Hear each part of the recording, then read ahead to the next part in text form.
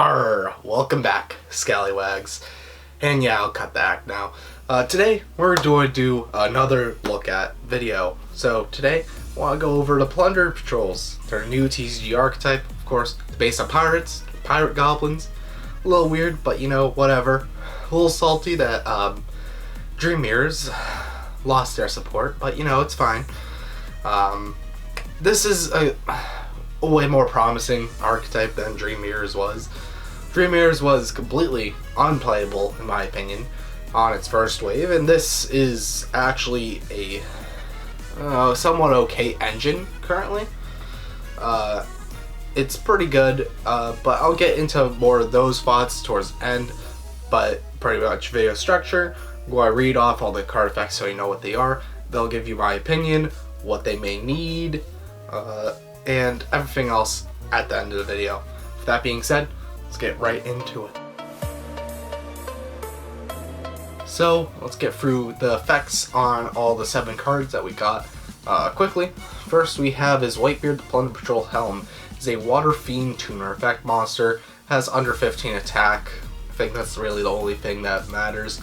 During your opponent's turn, quick effect, you can special summon 1 Plunder Patrol monster from your X deck with the same attribute as a monster your opponent controls or is in their graveyard. And if you do, equip this card you control to it. So that's the effect on all the base main deck monsters. There's also one of the X deck monsters that also has something along the effect, but a little bit different, a little bit more easier.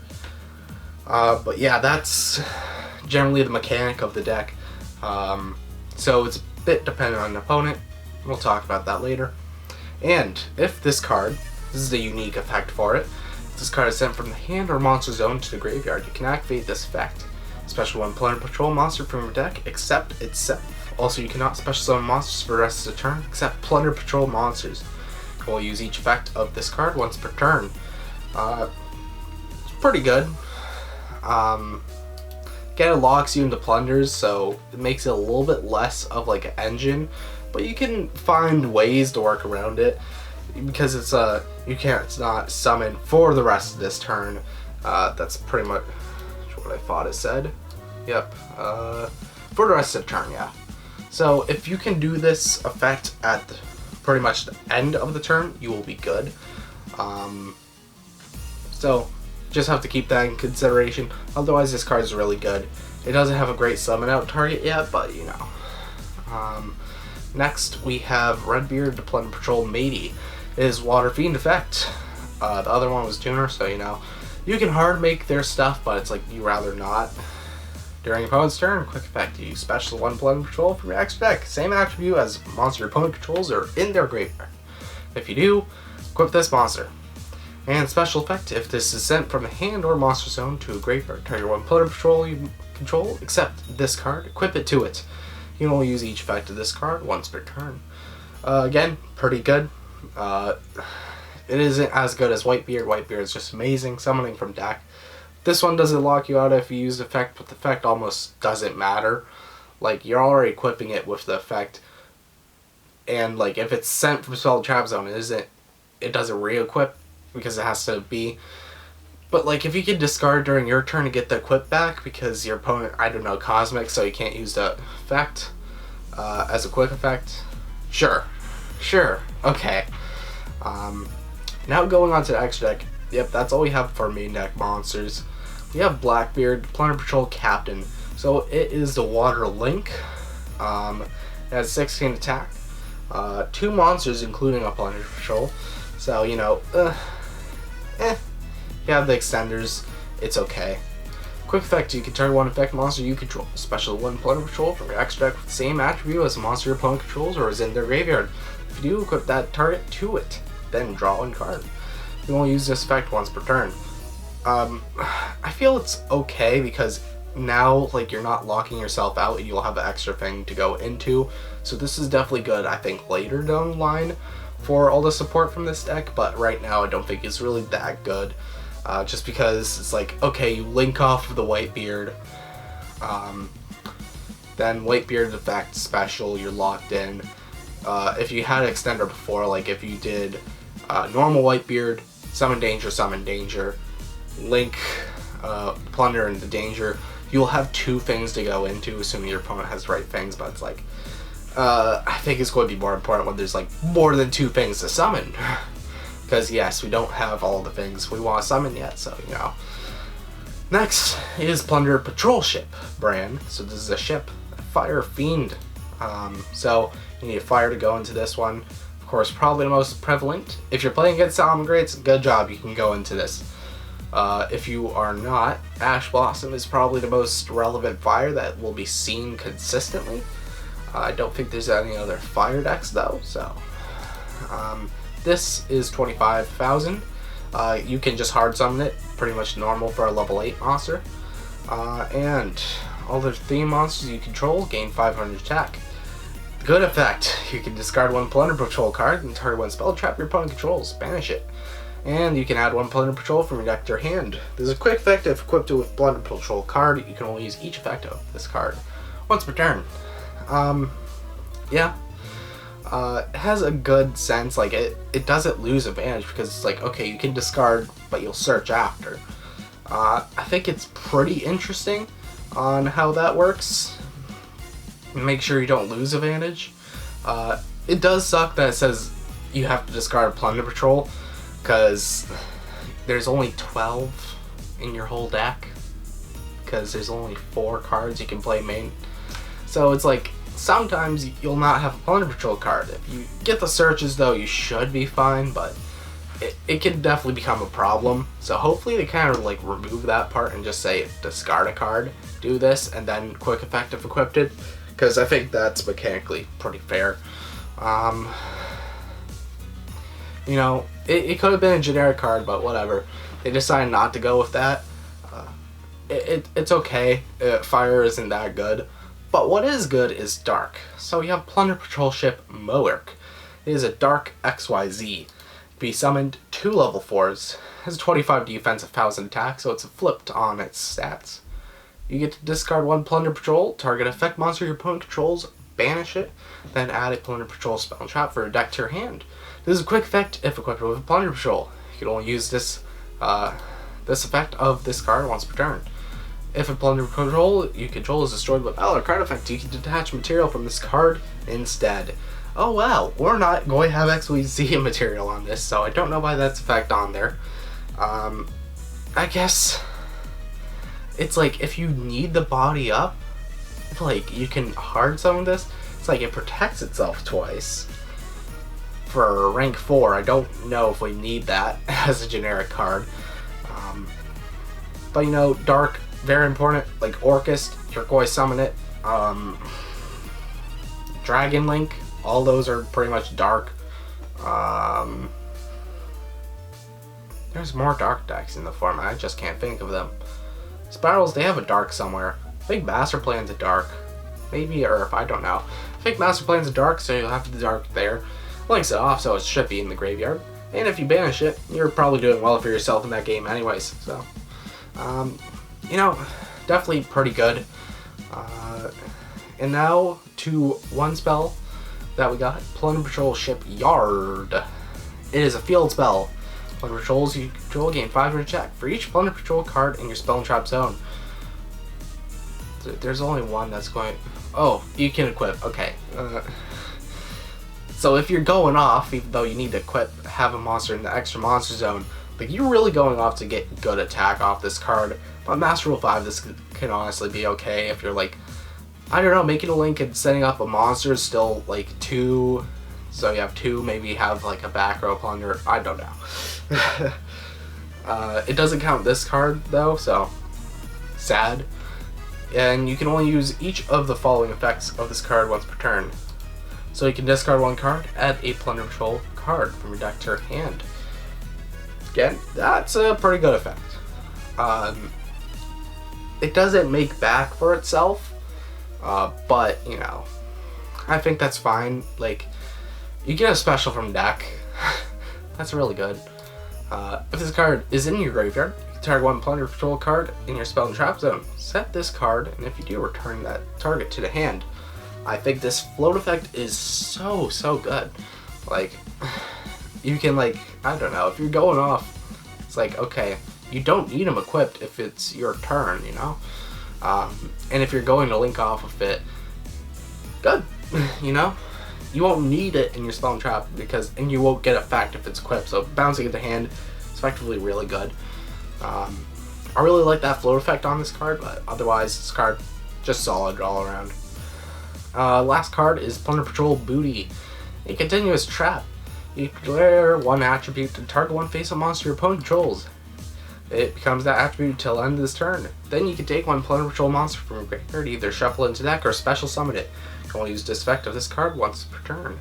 Once a turn during end phase, if you don't control a Plunder Patrol monster, send this card to the graveyard. Honestly, it's solid. The blow-up effect, I don't think it really needed. I don't think you need that balance. I think this deck was perfectly fine. I don't think it's going to become super powerful. But, you know, so it targets an attribute and then it says special summon a monster if you do have one to special summon.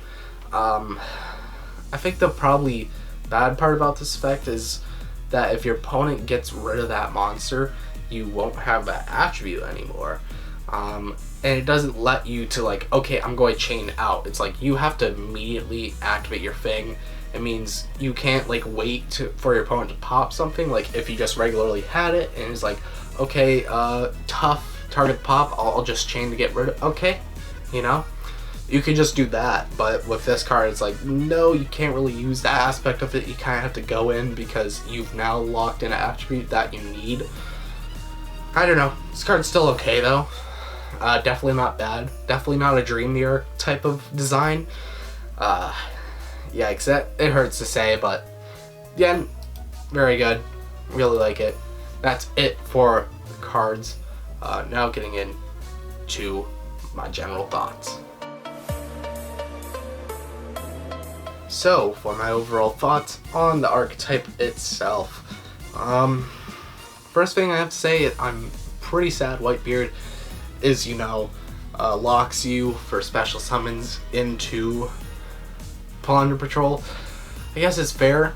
Means it's like, okay, I can't just discard it with Swap Frog. Special swap, dump, use Whitebeard, special water. It's like, and then try and go for a Toad with the Plunder Patrol and Master Duel 5. Like, I can see how that's pretty good, but I don't think it would have been busted.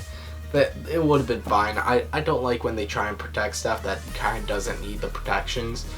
It's like, you know, I know if it's going to cause a FTK, sure, but it's like, it's just fun to splash things into other things. And I know the rest of the archetype isn't too much designed for splashing, which is a bit sad.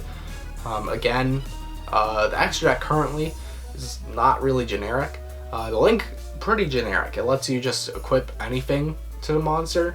And that doesn't help the shipyard, but you know, when you equipped it, it's like, okay, you have something equipped so you can activate. It's like, okay. And drawing a card, that I think the Link monster is really nice, if it ever wants to become like a little bit splashed with something, but it trying to stay with itself. Extra deck has to discard Plunder, makes it kind of really weak in this first wave. Because, again, you only have 12 main decks, and it's like, now you have to discard something that's Plunder Patrol. It's like, now you're running through that stuff. Again, if you discard from hand, you're able to bring stuff back. I don't know. I wish it was more splashable and things. It definitely locked into itself, so I don't think you'll be seeing it in anything else. It demands the extra deck pretty well. I think after the second wave, it's going to show that you need the extra deck. And the only thing I really saw it combined with is like Necroz, because it's like, okay, you can, I don't know, summon Unicorn with the, you know, tribute Whitebeard in hand and Whitebeard sent, you can special it, and it's like, okay, you have the thing in extra deck. It's like, that idea, pretty cool. Like, that's the only thing you can really be splashed with from what I saw. Again, locking you special summons with Whitebeard is a little bit of a yikes. Hopefully they just stop like locking stuff in for this archetype, and then we can definitely see it better. Because overall, as a pure deck, I don't think it's really going to go anywhere. It doesn't say, hey, I'm broken as hell. Sure, it gains back its advantage perfectly fine, but the advantage is generally not free like other decks. Like Sky Strikers is like, okay, bonus card with engage. Orcus is like, yeah, I can just use these cards over and over and over again. There's even decks that like can loop their stuff in this format but are still like not good just because what they put out isn't great. Again, what they do put out is pretty solid. Isn't the most amazing thing. Like, it compared to Orcus, it's kind of on a similar disruption level, slightly on the same disruption level, but this deck does not float as much as Orcus does. In comparison, it's like, that's kind of probably a flaw. It's like, even if it floats an insane amount, it doesn't make it good. Like MARINCESS, it floats amazingly. You'll have your extenders back in hand, you summon your monster, you have insane extra card advantage, but the board doesn't really do anything besides have like a beat stick. So like that's why that's not good. This is kind of on the opposite side of the spectrum, and probably by the next wave of support it's going to show more to be like, yeah, you get all this, it's very powerful, but it isn't free, and if you run out of resources, you're kind of screwed in the end. So that's why I don't think this deck will become competitive. And what it needs to become good is still a bit of bonkers stuff. Just like Dream Mirrors, they just need a bunch of bonkers stuff. Like that trap that lets you set to 2, like be able to like get rid of your opponent's like field spell, activate your own. Like that's a really good card, really good design. This deck needs something kind of super busted.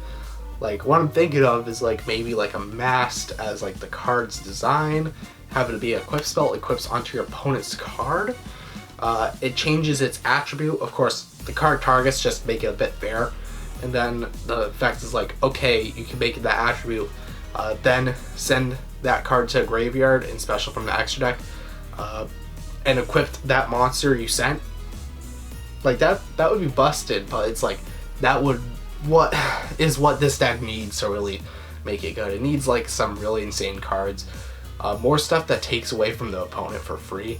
Again, like just a bunch of other decks that just give you a lot of stuff and like takes a lot of stuff for free. And that's really what this deck needs. It needs more of a like recyclability. Again, you don't have to recycle super hard. Like Spirals doesn't recycle at all, but they have to make a super busted board. Like that's how you have to pair it to. Like the lock-in is like, okay, you can't like make an Appaloosa. It's like, you know, that's what I'm trying to say. It's like you can't really go into a bunch of craziness with this deck. It locks you kind of into itself, and it doesn't recycle well. If this deck recycled way better, this deck would definitely be some rogue contender, but it's generally just power with no recyclability, and it doesn't allow it to really splash into anything super well, and that's why it's really not as good as people think. I still think they are good investments at their price. I would buy Whitebeards. I think 10 is perfectly fine for the cards. The ship's perfectly fine. Redbeard, maybe not at like the $9 mark. Get your shipyards, that's easy to get. I don't even know if you want to grab the trap. Like the trap's good, really good for how it is now, but it's like I don't think you'll play it in later support just because you don't want to play the game slow. But that's my thoughts on the deck. Thank you guys for watching this video. Hope you liked, hope you enjoyed, and I'll see you guys in the next video. Goodbye. Thank you guys for watching the video. Hope you did enjoy. I also have a Discord server where I post updates about what's happening, give previews to what content I'll be releasing, and make exclusive videos for you guys. So if you have the time, you can go check that out, link in the description. Thank you.